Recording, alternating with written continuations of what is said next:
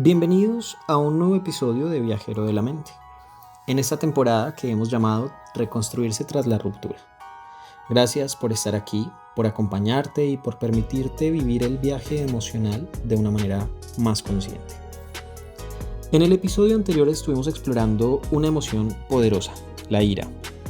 Hablamos de cómo aparece cuando finalmente aceptamos que la relación terminó, pero todavía nos duele y nos duele profundamente. Vimos cómo la ira puede dirigirse hacia la expareja por sensaciones de injusticia, de que no recibimos lo mismo que dimos, pero también hacia nosotros mismos cuando hemos sentido que hemos sido nosotros los causantes de la ruptura. O hacia la vida al creer que somos víctimas de relaciones que fracasan, mientras el mundo avanza y mientras los demás pueden construir vidas emocionalmente plenas desde lo que nuestra mente nos dice. También estuvimos hablando de cómo la ira bien encausada puede convertirse en una fuerza para avanzar, pero cómo también mal gestionada nos puede llevar al autocastigo y a afectar fuertemente nuestra autoestima. Hoy vamos un paso más allá y llegamos a la tercera estación del viaje emocional, la negociación. Esta fase tiene algo muy especial. Aquí ya empezamos a reconocer que la relación terminó, pero nuestra mente comienza a fantasear con volver atrás. Aparecen pensamientos como ¿y si ahora sí cambiamos? ¿Y si me esfuerzo un poco más? ¿Y si él o ella cambió? Tal vez esta vez podría ser diferente. ¿Y si le propongo ser amigos para no perderlo del todo? La negociación emocional es eso, un intento de evitar sentir todo el peso del duelo, buscando fórmulas para mantener algún tipo de conexión y podernos convencer de que aún hay algo por salvar. Pero en realidad es una forma más de resistirnos a aceptar la pérdida.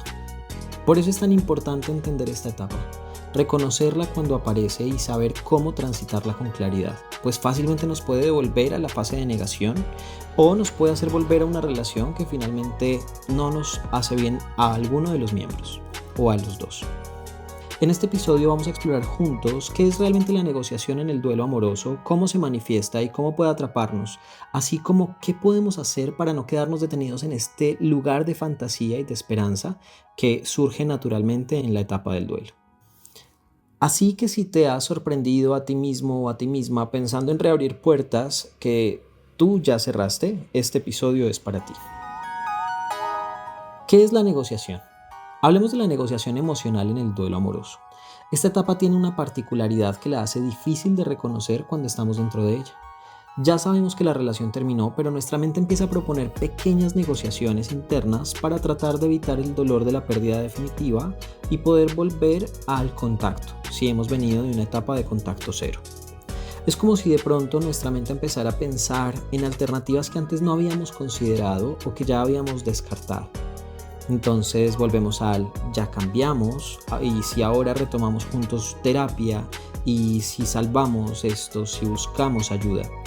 Y esos pensamientos que se sienten casi racionales, pero que en el fondo son fantasías emocionales para evitar la pérdida, nos pueden llevar a consultar con nosotros mismos determinadas opciones como ¿y si dejo de ser celoso o celosa? Seguramente vamos a poder volver y hacerlo bien. Si ahora soy más atento, más presente, seguramente va a regresar. Y si somos amigos o amantes por un tiempo para no perderlo del todo, quizá podamos recuperar lo que teníamos. Es común escuchar narrativas como la siguiente.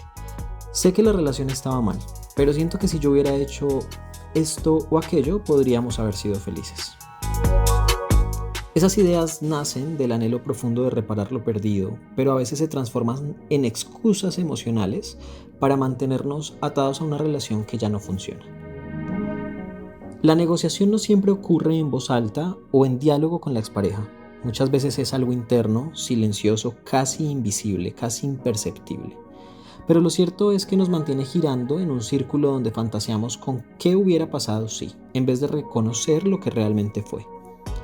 Y aunque puede sentirse como una esperanza, la negociación emocional es también una resistencia. Es un intento de postergar el duelo profundo, de evitar abrazar la tristeza y el vacío que inevitablemente va a llegar cuando aceptamos que no hay más camino juntos. La negociación no es un fallo, no es una debilidad, es parte natural del proceso. Pero también es importante reconocerla para poder seguir avanzando en ella y no retrocedernos a otros momentos del duelo o no volver a abrir puertas que tal vez merezcan estar cerradas. Ahora que ya sabemos qué es la negociación emocional, quiero que podamos reconocer cómo aparece en la vida cotidiana, en esos pequeños gestos y pensamientos que parecen inocentes, pero que en realidad reflejan que todavía estamos negociando emocionalmente la pérdida. Algunas personas que acompaño en terapia me han dicho cosas como: le escribí solo para saludar, pero en el fondo estaba esperando que retomáramos el contacto. Revisé sus redes sociales y cuando vi que estaba online, pensé en enviarle algo casual. Pero no era una casualidad, era mi forma de volver a tener contacto. Quedamos en ser amigos, pero cada vez que hablamos siento que me hago ilusiones. Estos comportamientos y pensamientos son comunes en esta fase. Escribir mensajes amigables con la excusa de solo saludar o saber cómo está la persona, alguien de su familia, alguien de sus amigos o incluso mascotas, hijos, personas cercanas que pudieran hacer parte del vínculo relacional. Revisar las redes de la expareja en búsqueda de pistas que nos den esperanzas de reconciliación, saber si la persona postea cosas tristes para poder también establecer algún tipo de contacto, minimizar las dificultades reales que hubo en la relación y solo recordar los momentos bonitos. Esto es clave. En esta etapa la mente tiende a idealizar lo que tuvimos con la persona para convencernos de que todavía podría funcionar. Bueno, al menos podríamos ser amigos. No quiero perderlo completamente. Pero en realidad, bajo esta frase, muchas veces lo que escondemos es la dificultad para aceptar la pérdida definitiva y el deseo de mantener vivo un lazo que ya no es saludable.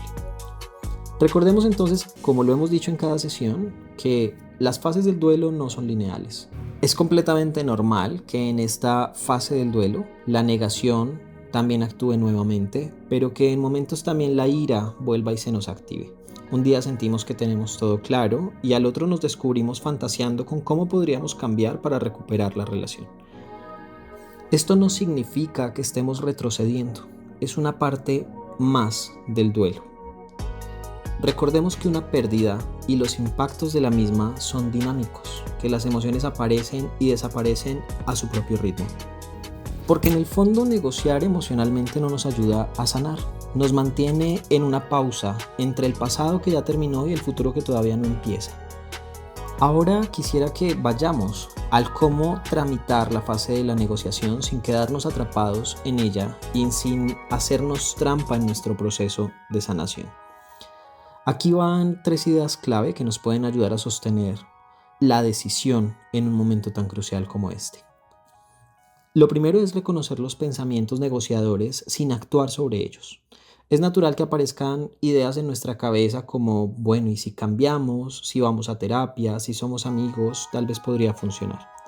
Esos pensamientos no son el problema. Lo importante es no actuar sobre ellos. Elegir, a pesar de tener estas ideas, poder tomar distancia de la relación, verla con objetividad y lanzarnos a continuar en nuestro proceso de sanación. Podemos reconocerlos, dejar que pasen como pasan las nubes en el cielo, pero no convertirlos en acciones que nos mantengan atados. Lo segundo es recordar las razones reales de la ruptura. Aquí es muy útil volver a esa lista honesta que propusimos en episodios anteriores, anotar con claridad y verdad por qué terminó la relación. No idealizarla, no romantizar lo bonito que fue y no minimizar las cosas que nos hicieron terminar. Mirar los hechos concretos que nos llevaron a ese punto. Poner límites internos claros sería el tercer paso y es mantener nuestro contacto cero, mantener nuestras redes y espacios compartidos a distancia de esta persona. El contacto cero no es frialdad, no es venganza, es un acto de autocuidado. Si no hay hijos, responsabilidades legales, mascotas en común o situaciones concretas que nos obliguen a comunicarnos, mantener el contacto cero es esencial para el proceso de sanación. Romperlo bajo la excusa de que solo quiero saludar, solo quiero ver cómo está, suele ser una antesala a abrir nuevamente heridas y tal vez crear otras nuevas. Quiero contarte algo personal porque en esta fase me he quedado en diferentes momentos. Yo también he estado allí pensando que quizás si cambio algo de mí o si escribo un último mensaje, las cosas van a ser diferentes. He estado en esa tentación de romper el contacto cero, de volver a aparecer en la vida de alguien con la excusa de cerrar bien las cosas. Pero en esos momentos he recordado algo esencial, y es que el contacto cero no es un castigo para el otro ni para mí, es una protección de mí mismo. Por eso hoy te invito a practicar con firmeza el amor propio, a permitirte sentir las fantasías de la negociación, pero sin volver atrás en los hechos. La verdadera salida de esta fase no es convencer al otro, ni convencerte a ti mismo de que aún es posible. Es honrar tu duelo, respetarte y permitirte que el tiempo y el silencio hagan lo suyo. Antes de cerrar este episodio, quiero dejar un mensaje importante. La negociación puede parecer una esperanza, pero casi siempre es una trampa que prolonga el dolor. Abrazar esta etapa significa reconocer las fantasías y elegir no volver a ellas, elegir cuidarnos, sostener nuestros límites y respetar el proceso en el que estamos. Si sientes que necesitas acompañamiento para atravesar esta fase o cualquier otra en tu etapa de duelo amoroso, recuerda que puedes escribirme directamente a través de Instagram en Viajero de la Mente. También puedes escuchar este y todos los episodios en Spotify o YouTube. Nos escuchamos en un próximo episodio donde hablaremos de la siguiente fase del duelo, la tristeza profunda, esa etapa donde ya no hay vuelta atrás y tenemos que abrazar el vacío para poder sanar de verdad. Recuerda que aunque el camino pueda ser difícil, no tienes que recorrerlo solo, estamos aquí viajando juntos.